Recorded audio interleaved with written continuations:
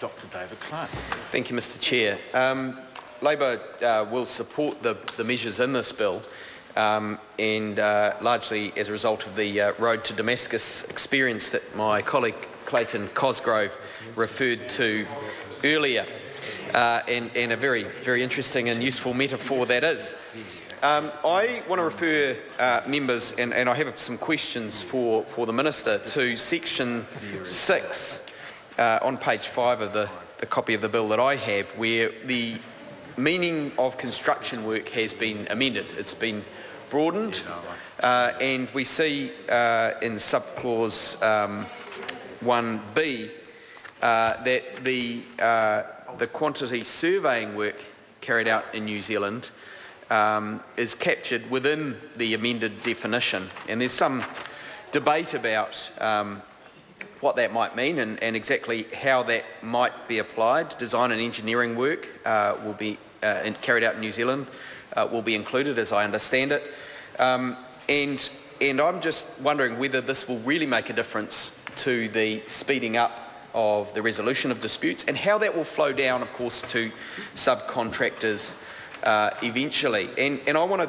to imagine a case that might be illuminating and give a concrete example of how this might be applied. So if we imagine a government wanting to build a convention centre in a large city in New Zealand as an example of a process that we might want speedy construction, and any disputes if there was a failure on behalf of the government to resolve them speedily brought to a head and resolved.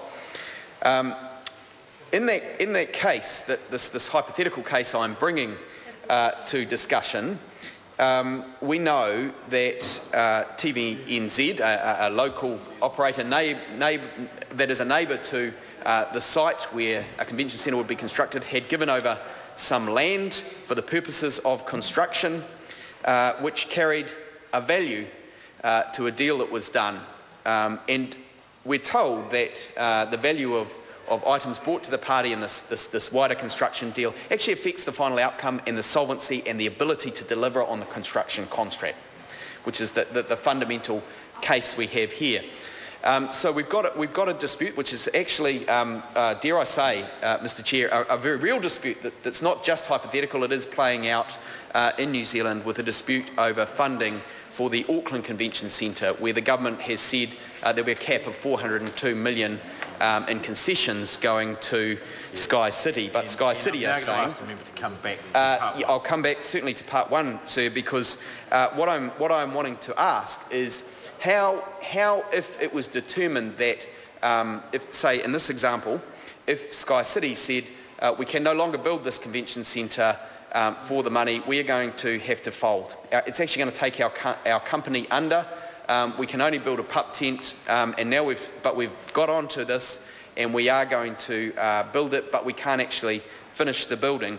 If there was a dispute about this, how much would go back to what the value of the inputs, the work of the various quantity surveyors who worked out what that TVNZ land would be worth with different construction designs on it, would be worth in the end picture, how much the deal was actually about the right amount of money if there was a legal dispute. How would those kinds of legal issues play out as they were resolved in working out whether the deal was properly funded in the first place, and therefore what the implications for subcontractors would be. So I'll be very interested if the Minister has a view. I know there are a number of officials here ready to advise him, but we're talking about a broader definition here, and the implications, the legal implications of advice supplied along the way, if I understand it correctly, as well as the work committed by the subcontractors. Who is due what, and where does the liability lie? That's the basic question I'm asking, and I think it's a fair question because what this bill is doing, and what we actually support, is hopefully leading to a speedier resolution process, particularly where complex legal issues are applied. And in this case, I mean, we on this side of the House have a particular view about that deal. We don't think it's been a good deal for the taxpayer. We think the government's done a poor job, and we think that there could be implications further down the line for the taxpayer if the government hasn't done its job right. But I want to make a different point. Oh, Mr. Chair, I'm interested to hear. Mr. Chairman, I'll be delighted to answer the questions that have been raised by a